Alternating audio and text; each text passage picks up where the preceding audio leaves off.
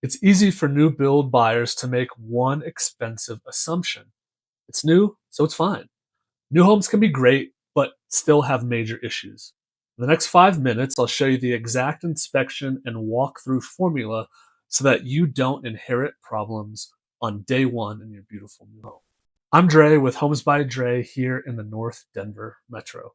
This is part 3 of my new build survival guide, and we'll be discussing inspections, walkthroughs, punch list leverage, and home warranty info so that you can close with confidence. First, the answer is yes.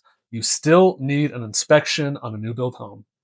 A new home is built by humans, and humans miss things. The 2 inspections I often recommend on new builds is the first, pre-drywall inspection before insulation and drywall covers everything. You want to make sure that the guts are done right. The second is the pre-close inspection. This is when the house is done, but it gives you a chance to make sure that anything found in the pre-drywall inspection has been corrected and any other punch list items that were outstanding. This is the final inspection where you go through and make sure that everything is perfect and beautiful before you sign off on the final papers. Now it's going to be our job during this walk to make sure that everything promised was installed, that it works correctly, and that we have documentation of all of this for any possible future issues that could arise. What inspectors often catch on these new builds are framing issues, electrical and plumbing, HVAC basics, window and door installation, and a big one is grading. You got to remember water always wins, so that has to be on point. Also remember that both for you and for the builder, it's a lot cheaper to fix something before it's completed than having to rip it all out and redo it again and essentially pay for it twice. You got to remember that builders often use multiple different crews depending on what stage of the house they're in, right? Like you're going to have a crew that does drywall. You're going to have a crew that does framing. You're going to have a crew that does HVAC. These crews don't necessarily work together all the time. So that's where things can be missed. And that's where the leaks occur, is just kind of miscommunication between these crews. Next, let's talk about the builder walkthrough. Now, the builder walkthrough is not meant to replace an inspection. This is more of a quality control tour and a tour for you to kind of get to know your home.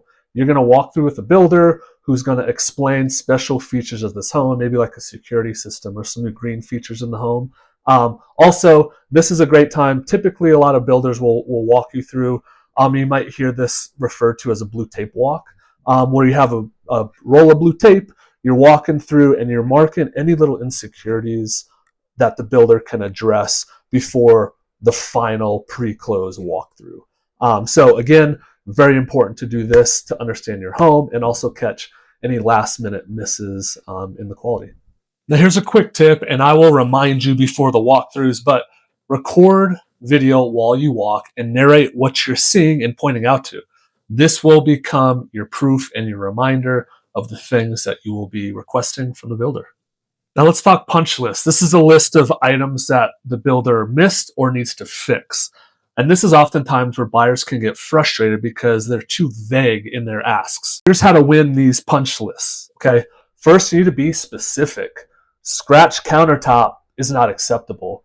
Scratch countertop in the upper guest bathroom, that's more like it. Include photos and video, but you already have the video from walkthrough as proof.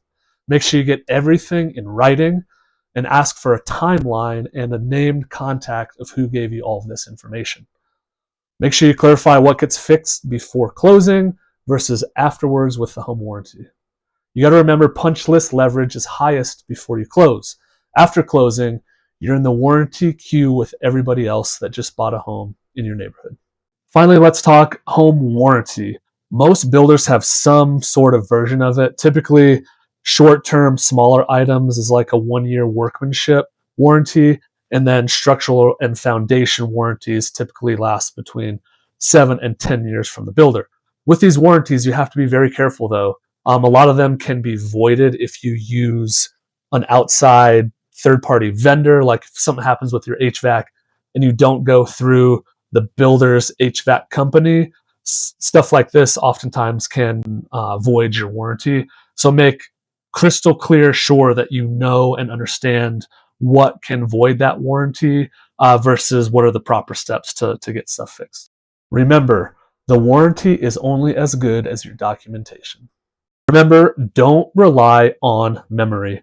Create a simple home log, dates, issues, photos, email chains. Whenever you report items early, you usually get better results. Ask how these home warranty requests are submitted. Is it through a portal, email, phone? What's the typical response time? And any other info that you need to do to get your request seen as quickly as possible. All right, quick recap. New doesn't mean perfect. Get pre-drywall and pre-close inspections on your beautiful new home. Treat the walkthrough as verification, not protection. Write a clean punch list while you still have leverage, and document everything for the home warranty.